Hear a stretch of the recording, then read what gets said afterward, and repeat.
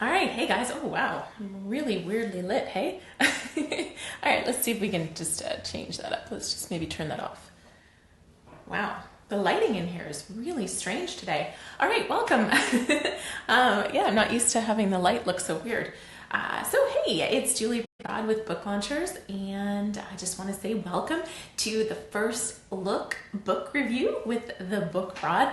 I'm just going to check over here and see if everything is working, and hopefully you don't mind the fact that I'm like really illuminated here. Maybe if I adjust the camera, let's just see if that'll help fix it. There. Maybe that's a bit better. Okay, cool. All right. Hey, hi, Pat. So good to have you. Yay. All right. So today we've got lots of cool stuff to talk about. We're going to cover, let's see, we're going to, of course, be doing a book review.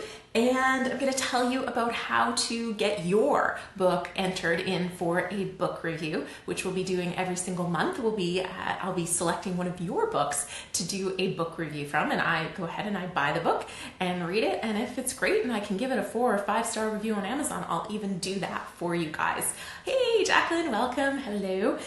Okay, so we're also going to do a draw prize. So I have a prize, and I'm going to tell you how you can get entered to win that for the next live video that we'll be doing. We're going to do live videos every other Tuesday at 2 p.m. Pacific, 5 p.m. Eastern Standard Time, which you guys found it for this one, so that's awesome. And I'll tell you how you can win that prize. Then I'm also going to talk a little bit about hybrid publishing companies, because we did a lot of research this past week or two into some hybrids because we had somebody asking us questions and potentially doing a deal with a hybrid. So we wanted to know all we could find out about the different hybrids, and it's a rabbit hole, but I've got some stuff to share with you in case that was a route you were thinking about. And of course, if you've got questions, you can go ahead and ask me. So I'm assuming the sound is okay. If there's any issues with it, please let me know. And at any time, feel free to hit that thumbs up, that love, because if you haven't done one of these before, they fly across the screen and it just makes you happy. Also lets you know that you're not talking to yourself. So that's always useful as well. So do interact and ask questions and chat. It makes it much more fun for me. And of course, you might meet some cool people too. So Pat, meet Jacqueline. Jacqueline, meet Pat. I know you guys are here. If anybody else is here, feel free to say hello, and we'll just dive right into it. Okay, so if you don't already know, I'm Julie Broad, founder of Book Launchers. We help people write, publish, and sell fantastic nonfiction books. We work with a lot of different authors, but our focus is primarily on helping people write a book that will build their business, grow their brand, and really help them kind of move into a different level, where the media wants to talk to them, they can get paid speaking engagements, that kind of thing. But again, we work with all kinds of folks, as you guys will be hearing about over the next year as we help these folks launch their books. Okay, how to enter your book into the book review draw. The lighting is so weird. I'm going to move over here. It's a little bit better back there. In the office, as you can see, it's all glass around here, so the lighting can get a little freaky. So what we do, your book has to be nonfiction only, because that's what we focus on, and that's primarily what I read. So if you have a nonfiction book, what you do is in any of my recent YouTube videos, you can go to those and you can find the YouTube videos at booklaunchers.tv, which is also where I'll do a replay of this video. So any of the recent videos, you just go ahead and say you want to be entered in for the Amazon book review and include your book name, your name, and ideally the link to get it on Amazon. And then when we come back here, I think our next live video is May 2nd, if that's right. May 2nd, we will do a draw like we did 2 weeks ago. And so Katie Weiser was the winner of that one, and I'll be doing the review for her book on the next live one when we also draw for another book review. Okay, so until YouTube lets me do live, if you were on the last one, you know that YouTube and I have been having some struggles with live videos. So until YouTube lets me go live again, I will be doing them live on Facebook, just like you are here.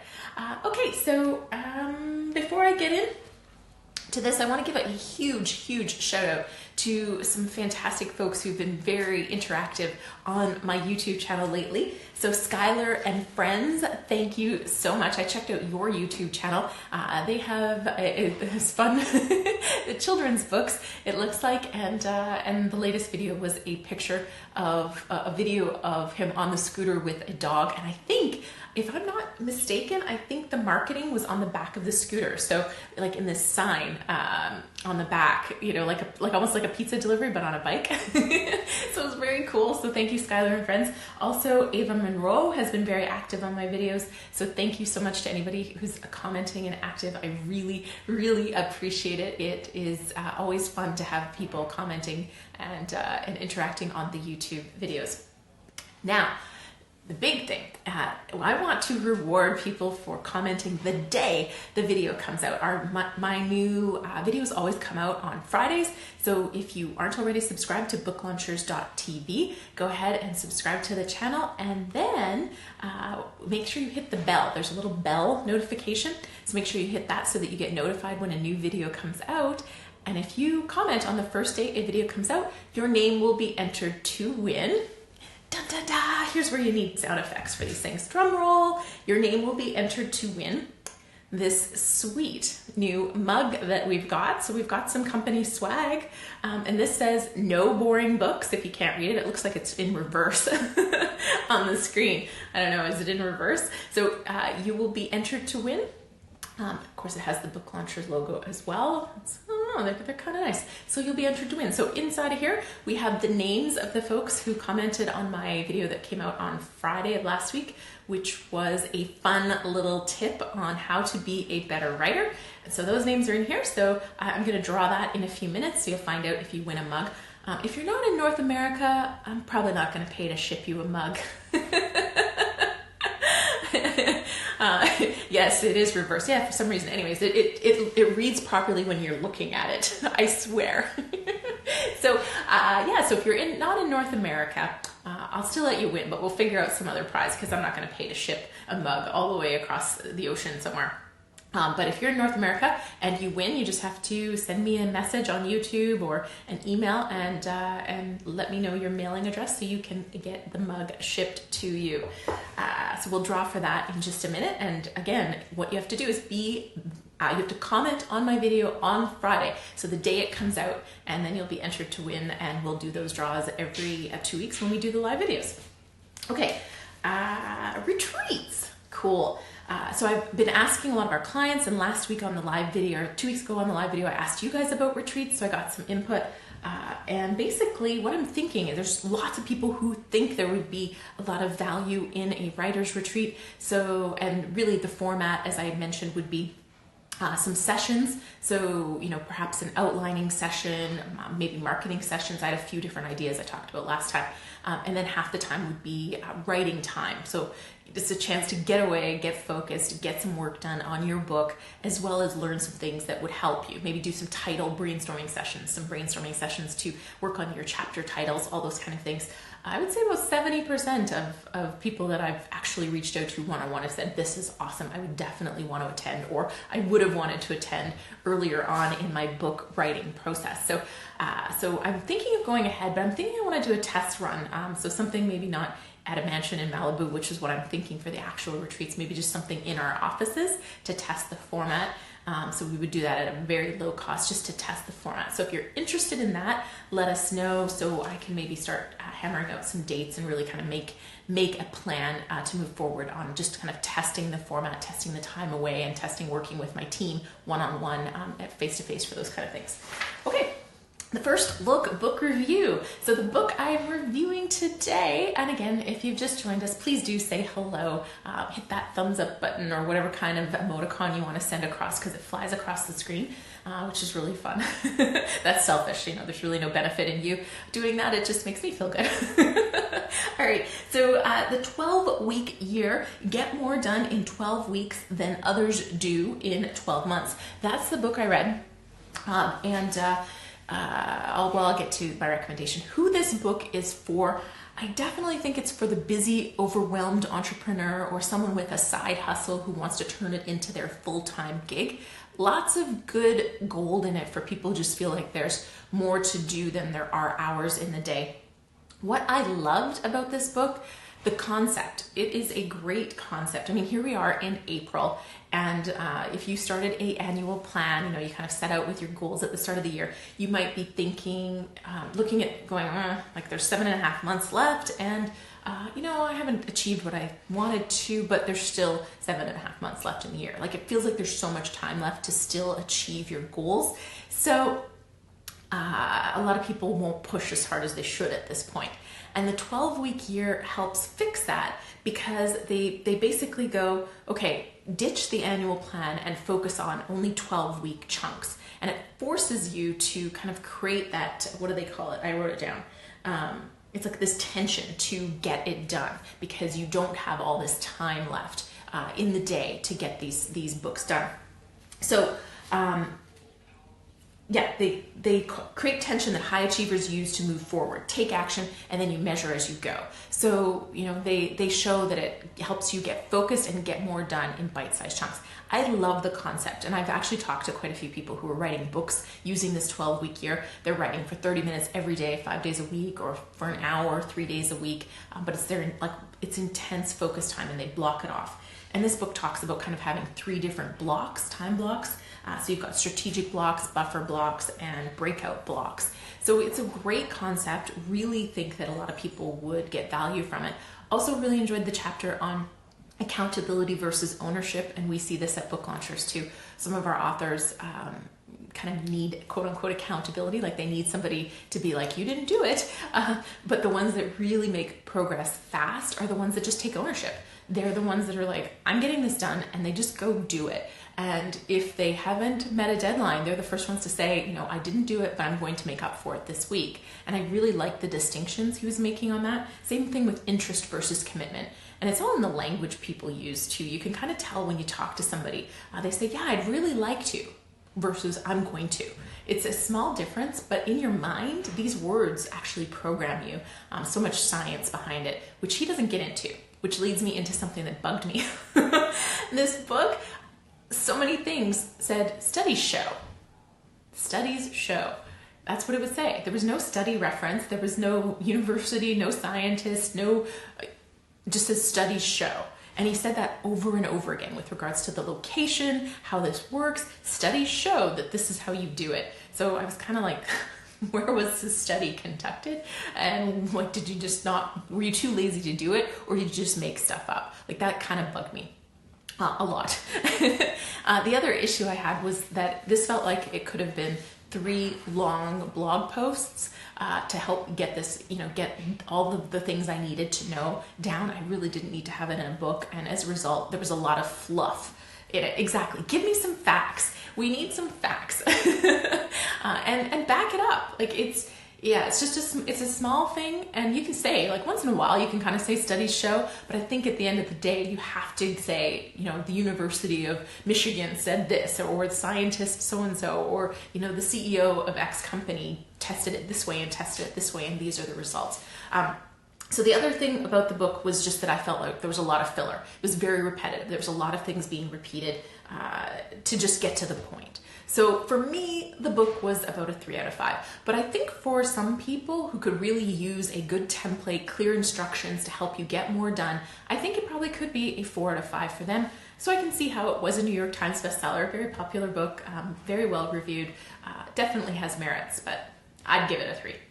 All right, so hybrid publishers. I thought we would touch on that. We're getting messages here. Welcome those of you who are just joining us. Feel free to say hello. And if you've got questions, go ahead and post them, or just comments. So hybrid publisher, we did, hey Alana, yeah, it's good to see you. So hybrid publishers, we did a lot of research on them this past week, and hybrid's kind of a funny word, and so if you're not familiar with hybrid, it's basically a model where self-publishing meets traditional publishing in other ways, and there's so many different versions of it. So I'm just going to try to simplify it. I would say it is anything that is not self-publishing and not traditional publishing. And a typical hybrid model is where you would pay the publisher a fee, and in exchange, they publish your book. So they give you a bit of a team. In many cases, it doesn't include editing. So they're just taking your book and publishing it as is. But they don't take as high of a royalty as traditional publishers. And in most cases, they don't keep any rights. So the advantage is that they have more access to distribution like a traditional publisher, which distribution as in bookshelf space is hard to get as a self-published author. So what we dove into was we learned there's some interesting ways that the hybrid publishers will hide the fees, and they promise or make it sound like distribution is promised when in fact they can't promise it. They're really accessing it in much of the same way that a self-published author would, which is what we help you do. They really are, they have to get their sales team out to the stores, out to the airports to pitch your book. And at the end of the day, they may or may not carry it. And the stronger the sales team, the more chance you have of getting your book on those shelves, but still it doesn't guarantee it. So there's absolutely no guarantee of bookshelf distribution. But otherwise, you're getting the same distribution that you can get as a self-published author if you just get your book into the Ingram catalog, which is what most of the hybrid publishers are doing. So there's, to me, only benefits if you go with one that has a great sales force and a known distribution line to those bookstores and that. And of course, it doesn't really matter if you get your book on the bookstore shelves or not, because there's not a lot of sales happening at the bookstore level anymore, unless you have a huge driving force of marketing to get either display space or to get those people in the bookstore to buy it. But if you're doing a lot of marketing, they're probably going to go online to buy your book anyways. A couple things to watch out for. And Jacqueline, I know you were watching or you were online. If there's anything else you want to add, because I know you did a lot of this research this week too. But one of the things that we found that was very interesting was one of the companies said no publishing fees. However, yeah, there are bookstores. One of the companies promised no publishing fees, but what was interesting was you had to buy 2,500 copies of your book. Do you know how much space 2,500 copies of your book is going to take up? Just so you know, it's going to take up a lot, and they're very heavy. So just keep that in mind. But so they said no publishing fees, but you had to buy 2,500 copies of your book. And they said it was at a $2 per book markup. So while there's no publishing fees, there's at least a $5,000 markup. And as we dug into it, Jacqueline found something that indicated they were selling the books, I think it was for $10 a book, which means there's actually like a $6 markup there. So they're actually making $8 per book. So you can do the math, right? $8 times 2,500 copies, that's a gigantic publishing fee for somebody who's still going to take probably half of the royalty. The royalties did vary. They take less than a traditional publisher. Yeah, you get to keep the rights to your book, but if you're doing that, I kind of was wondering why not just self-publish, because those guys were the same ones that they make it sound like you're getting distribution, but what you're getting is the same as what you would get as a self-published author. So I really felt like unless you do your research and make sure that you go with a very, very good hybrid, and there's only really a couple that seem to be consistently recommended. The benefits are very minimal to you, and the drawbacks are higher. So if you're going to invest in your book, which is great, I love that people want to invest in their book, obviously, I would highly recommend going the self-published route and either using a company like ours to do a lot of the hard work for you, or just dig in, do the research, and get it done yourself. To create a great book and get it out there, because it is entirely possible to get yourself into bookstores if that's important. But at a minimum, you can absolutely get distribution online everywhere for your book, even as a self-published author. So if you've got more questions about hybrids, let us know. We did a lot of research, like I said, this past week, so there's lots we can do. Hey, Lara, good to see you. Welcome to my office. This is the Book Launchers headquarters. You'll see lots of people walking by, but they're not all with us. I'm in a co-working office space. Cool. So I just want to check my notes, make sure I didn't miss anything. And now we have Pat, she said, I just published with CreateSpace using the assigned ISBN with expanded distribution. Yeah, so I'm glad you brought that up, Pat. Thank you. So expanded distribution through CreateSpace with their assigned ISBN. Couple of issues.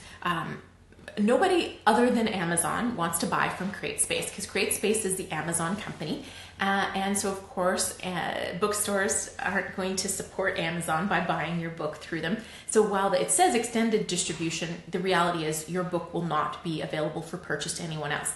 Also, if you used their ISBN number, it's actually, I think it's the AISBN, if I remember correctly, which means it's not actually an ISBN.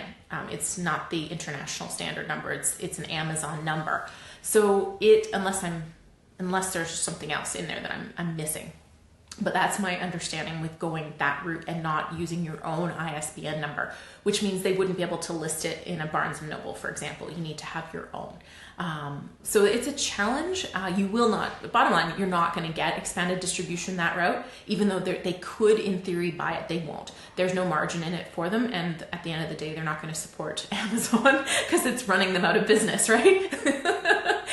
So if you want expanded distribution, you have to get your own ISBN number for a print book and go through ASIN is ebook. Thank you. See, when you're on the fly, it's like trying to do math when you're public speaking. It's impossible. So what was that? Oh yeah. So if you want expanded distribution, pay, I think it's $40 and upload it to Ingram Spark. Get your own ISBN number to do that for a print book. For an ebook, I don't think you actually have to have an ISBN number. But you know, I double check on that too. That's not my department. That's Jacqueline's. So hopefully that helps. But yeah, Pat, I mean, just because they can access it doesn't mean they will, unfortunately. But yeah, thank you for bringing that up. Okay, and also there's videos on this on my YouTube channel and booklaunchers.tv that cover Ingram versus CreateSpace. So if you're hearing all this for the first time and you're going, what is this? There's videos that explain ISBN numbers, Ingram versus CreateSpace, and all these kind of things. You can find other videos on my YouTube channel. Okay, so now for the draw. Again, to win this lovely mug, you just need to be a commenter on one of my YouTube videos when they come out on Friday. And when you do that, you'll be entered to win, and we'll do this draw every 2 weeks when we meet here to do the live video. Okay, so there we go. I'm not looking, right? And the winner of this lovely mug, well, not this one, I'll give you a new one, not one that I've been drinking out of, is Andy.